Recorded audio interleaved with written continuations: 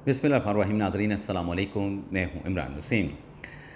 नाज़रीन, supreme court ने मखसूस नशिस्तों की अदालती कार्रवाई के दौरान जो बेंच की तश्कील पर सुन्नी इत्तेहाद कौंसल की जानिब से जो ऑब्जेक्शन पटिशन्स फ़ाइल की गई थी, जिन्हें मुतफ़र्रिक़ दरख्वास्तें कहते हैं, उन दरख्वास्तों का अदालत ने फ़ैसला सुना दिया है।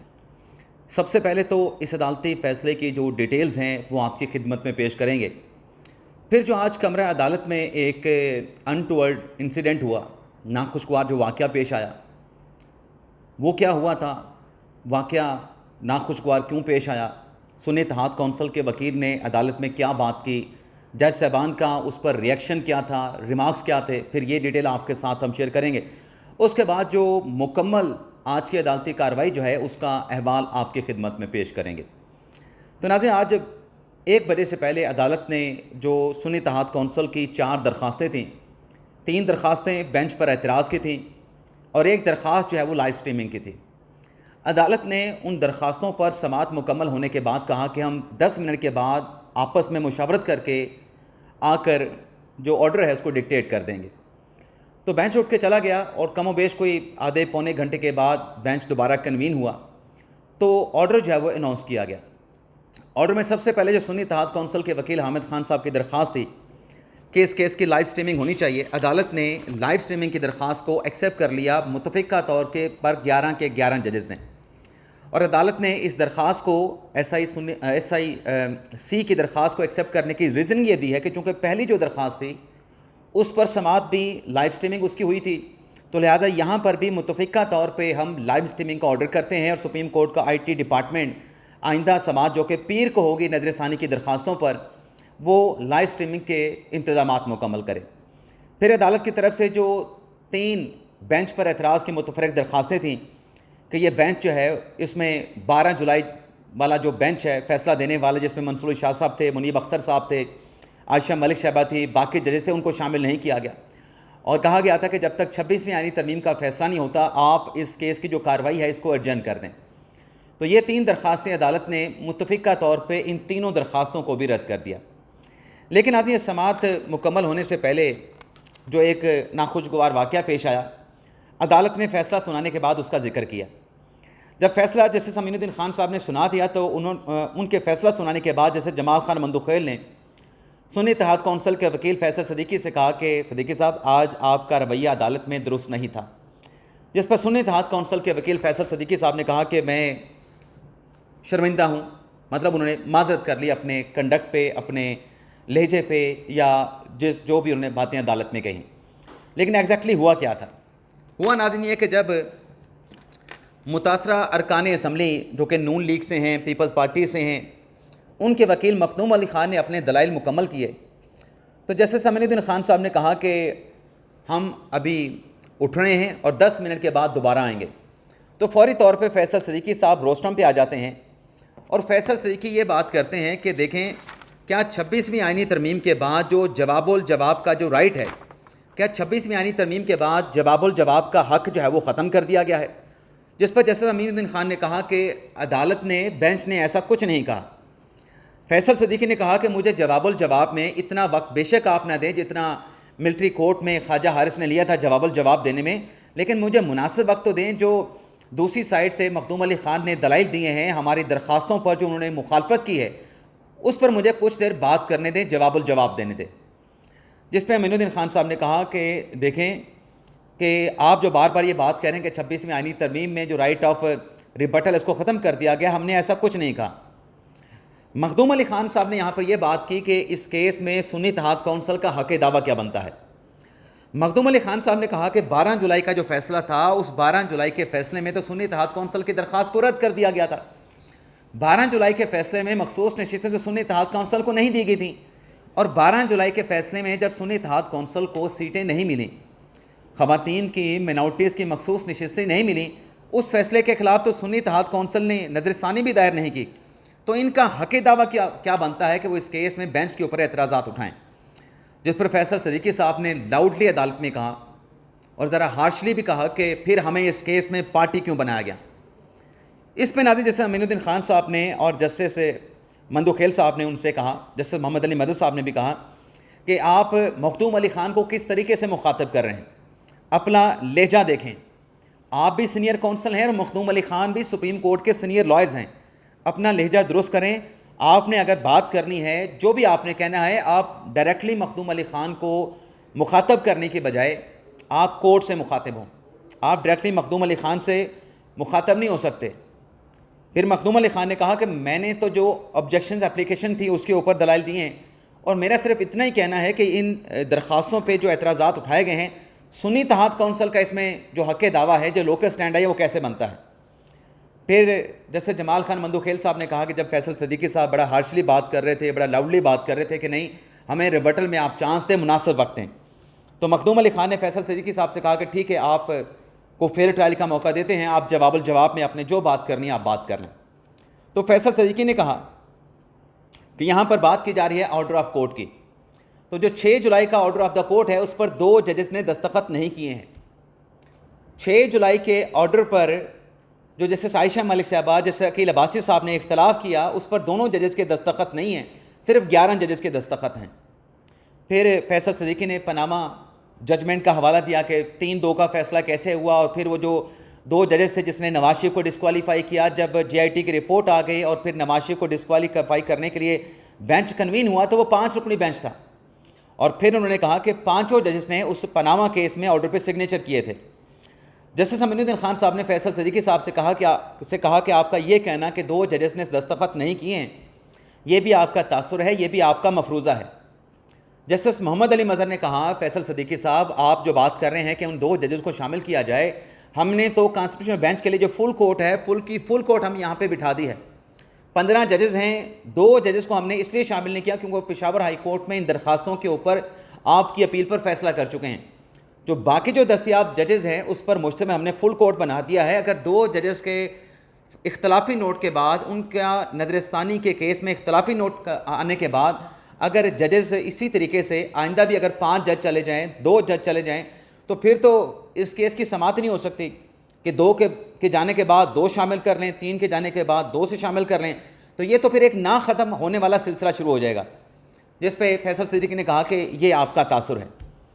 फिर फैसल सिद्दीकी साहब के दलाइल जब ख़त्म हुए, मुख्तसर से उन्होंने दलाइल दिए जवाबुल जवाब में, तो हामिद खान साहब ने जवाबुल जवाब में अपने दलाइल दिए।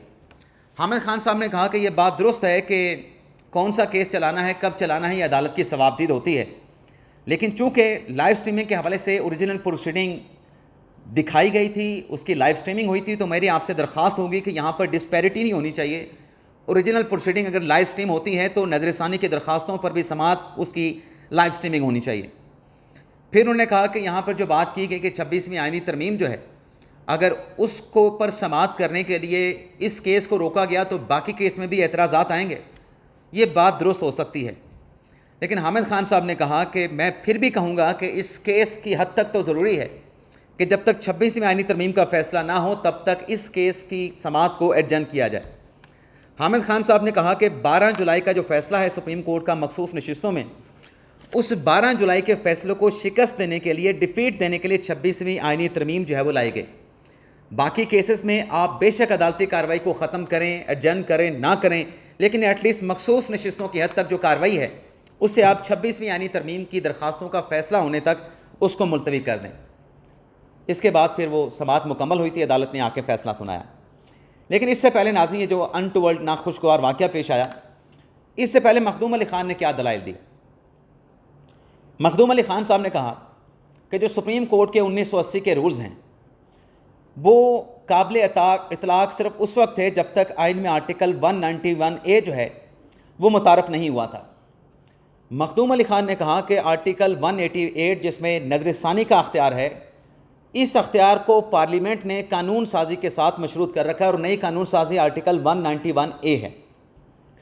और 191A की रोशनी में ये केस आइनी बेंच सुन सकता है। 12 जुलाई वाला जो बेंच है वो इस केस को नहीं सुन सकता क्योंकि वो जजेस कॉन्स्टिट्यूशनल बेंच के लिए नॉमिनेटेड नहीं है। मखदूम अली ख़ान ने कहा कि अब इस कार्रवाई को 26वीं आईनी तरमीम के तहत जो है आप आर्टिकल 191A के तहत रेगुलेट करेंगे। जैसे जमाल खान मंदोखेल साहब ने कहा कि चलें आपकी ये बात अगर हम दुरुस्त मान लें तो ये बताएं तो जो सुप्रीम कोर्ट के रूल्स हैं, सुप्रीम कोर्ट की रूल्स की कौन सी प्रोविजन, कौन सा रूल्स, कौन सा ऑर्डर जो है आर्टिकल 191A के साथ कन्फ्लिक्ट करता है, यानी तजाद रखता है। जिस पर मखदूम अली ख़ान ने जवाब दिया कि जो ऑर्डर 26 है सुप्रीम कोर्ट के रूल का, सुप्रीम कोर्ट का जो ऑर्डर 26 है उसका जो रूल 8 है वो अब आर्टिकल 191A के साथ कन्फ्लिक्ट करता है और प्रैक्टिकली वो डिस्प्लेस हो चुका है, क्योंकि ऑर्डर 26 रूल 8 में कहा गया है कि जिस बेंच ने फैसला दिया हो वही बेंच उस केस की समाअत करेगा। लेकिन यहाँ पे आर्टिकल 191A जो कि कॉन्स्टिट्यूशन प्रोविजन है, आइन का आर्टिकल है, वो कुछ और बात करता है। तो प्रिवेल आइन का आर्टिकल 191A करेगा और जो ऑर्डर 26 रूल 8 है ये अब काबिल अमल नहीं रहा। मखदूम अली ख़ान ने कहा कि इस केस में जो 11 रुकनी बेंच बैठा है ये दरअसल 13 रुकनी बेंच ही है। मखदूम अली ख़ान ने कहा कि 13 जुलाई का जो फैसला आया था वो 8-5 के तनासब से सुनाया गया था, लेकिन जो ऑर्डर ऑफ कोर्ट है 12 जुलाई का वो 13 जजेस का है। यहाँ पर 2 जजेस ने अपना फैसला दे दिया है, 11 रुकनी बेंच बाकी बैठा है। तो जो 12 जुलाई का फैसला है उसको टर्न डाउन करने के लिए, उसको रिव्यू करने के लिए जो न्यूमेरिक स्ट्रेंथ चाहिए वो 7 जजेस की चाहिए। तो 13 में से 7 जजेस अगर रिव्यू कर लेते हैं तो पहले वाला फैसला 12 जुलाई वाला वो ख़त्म हो जाएगा। जिस पर जैसे जमाल खान मंदोखेल ने कहा कि मिलिट्री कोर्ट केस में जो पहला फैसला था वो 5-0 का था और जो इंट्रा कोर्ट अपीलों में फैसला आया बड़ा बेंच था लेकिन 5-2 से फैसला आया, तो 5-2 वाला फैसला प्रिवेल करेगा। फिर जैसे जमाल खान मंदोखेल ने कहा कि काजी फाइसा के केस में जो पहला फैसला था वो 7-3 का था, लेकिन जब नजर सानी में उस फैसले को तब्दील किया गया तो 6-4 से, नजर सानी में 6-4 से उस फैसले को तब्दील किया गया। लाइव स्ट्रीमिंग की दरख्वास्त पर मखदूम अली ख़ान ने कोई एतराज़ नहीं उठाया। मखदूम अली ख़ान ने अपने दलाइल में कहा कि यह अदालत की मर्ज़ी है, अदालत की सवाबदीद है कि लाइव स्ट्रीमिंग की जो एप्लीकेशन है उस पर अदालत ने फ़ैसला जुडिशल साइट पे करना है, इंतज़ामी साइट पे करना है। ये अदालत का मामला है। इस केस में हम जो मुतलका फ़रीक़ैन हैं, हमारा इस मामले के साथ कोई ताल्लुक़ नहीं। आपने लाइव स्ट्रीमिंग करनी है, आपने लाइव स्ट्रीमिंग नहीं करनी, ये अदालत की सवाबदीद है। जस्टिस मोहम्मद अली मज़हर ने कहा कि वो तो सुन्नी इत्तेहाद कौंसिल वाले ये कहते हैं कि 26वीं आइनी तरमीम का फ़ैसला होने तक इस केस की कार्रवाई को मुलतवी कर दें, उस पर आप हमें इंसिस्ट करें, उस पर हम हमें असिस्ट करें। जिस पर मखदूम अली ख़ान ने कहा कि पार्टीज़ की ख्वाहिशात के ऊपर फ़ैसले नहीं हुआ करते। मखदूम अली ख़ान ने कहा कि इस मामले को अदालत ने डील करना है। अगर ये तस्लीम कर लिया गया कि इस मुकदमे की कार्रवाई को मुलतवी करके पहले 26वीं आइनी तरमीम को सुना जाएगा, तो फिर आप जो आइनी बेंच बैठ के दीगर मुकदमात की समाअत करते हैं वहाँ पर भी इसी किस्म के एतराज़ात उठाए जाएंगे कि पहले 26वीं आइनी तरमीम का फ़ैसला करें फिर आप हमारे मुकदमात सुनिएगा, तो ये आपके लिए मुश्किल हो जाएगा। जस्टिस मोहम्मद अली मज़हर ने कहा कि मेरी नज़र में तो जो 26वीं आइनी तरमीम का केस है वो 5 जजेस को सुनना चाहिए, क्योंकि वो आर्टिकल 184(3) की दरख्वास्तें हैं। क्योंकि जब आर्टिकल 184(3) की दरख्वास्तों पर फैसला होगा उस पर इंट्रा कोर्ट अपील भी आएगी। इंट्रा कोर्ट अपील पर फिर बड़ा बेंच बनाना पड़ेगा। तो मेरी तो राय ये है कि 26वीं आइनी तरमीम की दरख्वास्तों पर 5 रुकनी बेंच समाअत करे और फिर जब इंट्रा कोर्ट अपीलें आएँ तो उसके लिए बड़ा बेंच बनाया जाए। मखदूम अली ख़ान ने कहा कि यहाँ पर जो बात की जा रही है कि 26वीं आइनी तरमीम का फ़ैसला होने तक इस केस की समाअत ना की जाए, एडजर्न कर दिया जाए, ये एक तरीके से आइन के आर्टिकल 191A और जो जजेस कमेटी है 2A के तहत उसको सस्पेंड करने के मुतरादिफ है। तो कानून ये कहता है कि आप कानून को स्ट्राइक डाउन तो कर सकते हैं लेकिन कानून को मुअत्तल नहीं कर सकते। जैसे जमाल खान मंदोखेल, जैसे मोहम्मद अली मज़हर ने भी कहा कि बिल्कुल कानून मुअत्तल नहीं हो सकता। और यहाँ पर तो बात आइन के आर्टिकल 191A की बात की जा रही है, जहाँ कानून नहीं मुअत्तल हो सकता तो आइनी परवीन को कैसे मुअत्तल किया जा सकता है। और फिर मखदूम अली ख़ान ने कहा कि 26वीं आइनी तरमीम के तहत चीफ जस्टिस बने हैं याहिया अफरीदी साहब, उस पर भी सवाल उठेगा। अगर आप आर्टिकल 191A को सस्पेंड कर देते हैं तो ये सब कुछ आइसोलेशन में नहीं हो सकता। इसके बाद नाजरीन, मखदूम अली ख़ान ने कहा कि ये इनकी ख्वाहिश है और यह इनका एतराज़ है। लेकिन बहरहाल यहाँ पर जब मखदूम अली ख़ान पहुँचे तो उनके जो दलाइल थे वो मुकम्मल हो चुके थे और उनके दलाइल मुकम्मल होने पे फिर फैसल सिद्दीकी साहब ने एतराज़ उठाया था। अदालत में वो नाखुशगवार वाक़या पेश आया था जिसमें फैसल सिद्दीकी साहब कह रहे थे कि हमें रिबटल नहीं देने दे रहे, मुनासिब वक्त दें, हम जवाबुल जवाब में कुछ कहना चाहते हैं। फिर अदालत ने उनको जवाबुल जवाब में बात करने का मौका दिया। जब उन्होंने जवाबुल जवाब में फैसल सिद्दीकी ने, हामिद खान साहब ने अपनी बात को मुकम्मल किया, अदालत फिर उठ के चली गई और फिर आधे पौने घंटे के बाद आके अदालत ने जो ऑब्जेक्शन एप्लीकेशन थी, जो लाइव स्ट्रीमिंग की एप्लीकेशन थी, उसका आके अदालत ने फ़ैसला अनाउंस किया, जिसकी डिटेल मैंने इसी प्रोग्राम के आगाज़ में आपके साथ शेयर की। लेकिन नाज़रीन, अब चूँकि लाइव स्ट्रीमिंग का फ़ैसला कर दिया गया है, तो पीर से जो अगली समात होगी, तो अगली समात में अदालती कार्रवाई तो आप सुन चुके होंगे, बहुत सारों ने शायद ना भी सुनी हो। तो हम अदालती कार्रवाई के साथ साथ उस प्रोसीडिंग को आसान अल्फाज में एक्सप्लेन करके एक तो वो आपको बताएंगे, और दूसरा कमरा अदालत का जो माहौल है वो माहौल भी आपके सामने रखेंगे। इजाज़त चाहते हैं नाज़रीन, अल्लाह हाफ़िज़।